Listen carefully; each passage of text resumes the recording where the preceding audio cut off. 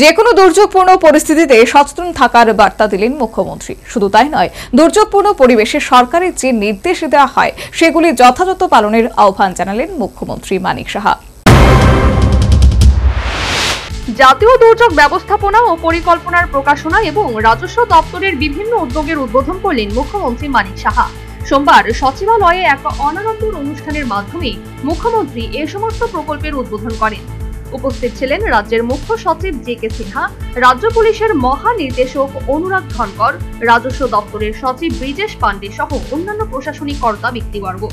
এই সমস্ত প্রকল্পের উদ্বোধনের পর নিজ ভাষণে তাৎপর্যপূর্ণ বক্তব্য রাখেন মুখ্যমন্ত্রী।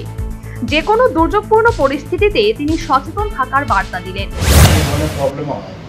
আমি দেখেছি, সাপোজ কোথাও বোট পাওয়া যায় না, কোথাও অনেক সময় দেখা যায় যে হেলিকপ্টারের সমস্যা। আমরা গতবার অনেক যখন দিল্লিতে আমরা জানালাম তখন হেলিকপ্টারের আমাদের সুবিধা দিল, তার জন্য উই হ্যাভ টু পে আছে, নো প্রবলেম, এয়ারফোর্স থেকে আমাদের দিয়েছে। যে যে জায়গায় আমাদের খামতি আছে সেইগুলো আগে ভাগে কিন্তু বলে রাখতে হবে। আমার মনে হয় যে সমস্যাগুলো আমাদের অনেক সময় দেখা গেছে যে মাইকিং করার পরও অনেকে নিজের বাড়ি ঘর ছেড়ে আসতে চায় না। তো এখানে কি করা যায়, যে তাদেরকে কিভাবে বোঝানো যায়, কমিউনিটিকে আরও বেশি যদি অ্যাওয়ারনেস করা যায় যে ওই সময় আপনারা হেল্প করুন।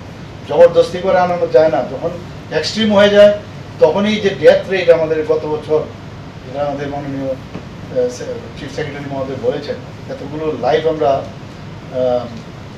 হারিয়েছি, তো সেইগুলো কিন্তু অনেকাংশে।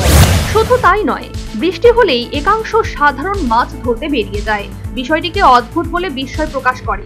সে ব্যাপারে অভিভাবকদের সচেতন থাকার পরামর্শ দিলেন মুখ্যমন্ত্রী। জিনিস আমি দেখছি, যখনই এই ধরনের বৃষ্টি বা ইত্যাদি হয়, মাছ ধরতে মানুষ বেরিয়ে যায় অদ্ভুত, এবং বাচ্চা ছেলেগুলো চলে যায়। কতগুলো ছেলে, ছোট ছোট বাচ্চা এবার মানে আননেসারি, যেগুলো দরকারই নেই, মানে সেই জায়গায় চলে গেছে। গার্জিয়ানদের যে অ্যাওয়ারনেস, যে আপনারা এই সময় আপনাদের ছেলে মেয়েদের একটু দেখে রাখবেন, অভিজ্ঞতার থেকে এইগুলো হয়েছে। তো এই জিনিসগুলো দেখা, অনেক সময় আমরা বিভিন্ন জায়গায় ওনাদেরকে যখন শিফট করি, কলেজে বা স্কুলে বা বিভিন্ন জায়গায়, সেখানেও আমি বহু জায়গায় গেছি, দেখা যায় অনেক সময় প্রপার লাইটের ব্যবস্থা নেই। কারণ স্কুলগুলো সাধারণত দিনের বেলায় চলে, লাইটের এতটা ব্যবস্থা থাকে না। তো প্রপারলি এই টাইমে বিশেষ করে সব জায়গায় যেখানে আমাদের সেন্টারগুলো হয়, রিলিফ ক্যাম্পগুলো প্রপারলি আছে। বন্যা এবং ভূমিকম্পের আশঙ্কার কথা জানিয়ে সারা বছর পর্যাপ্ত প্রস্তুত থাকার বিষয়ে গুরুত্বপূর্ণ পরামর্শ দিলেন মুখ্যমন্ত্রী।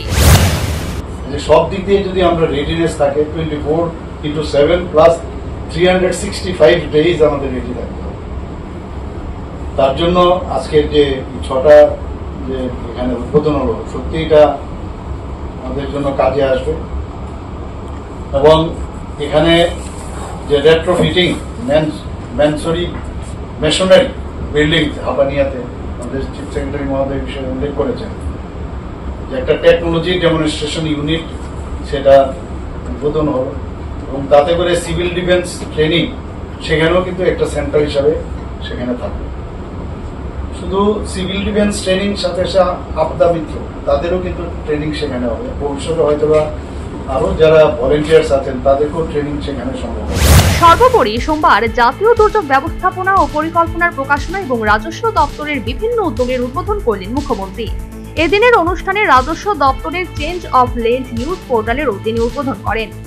সর্বোপরি জাতীয় দুর্যোগ ব্যবস্থাপনা ও পরিকল্পনার প্রকাশনা এবং রাজস্ব দপ্তরের বিভিন্ন উদ্যোগের উদ্বোধন করলেন মুখ্যমন্ত্রী। অনুষ্ঠানে যে কোনো দুর্যোগপূর্ণ পরিস্থিতিতে তিনি সচেতন থাকার বার্তা দিলেন। শুধু তাই নয়, দুর্যোগপূর্ণ পরিবেশে সরকারি যে সমস্ত নির্দেশ দেওয়া হয় সেগুলো যথাযথ পালনের আহ্বান জানিয়েছেন মুখ্যমন্ত্রী মানিক সাহা।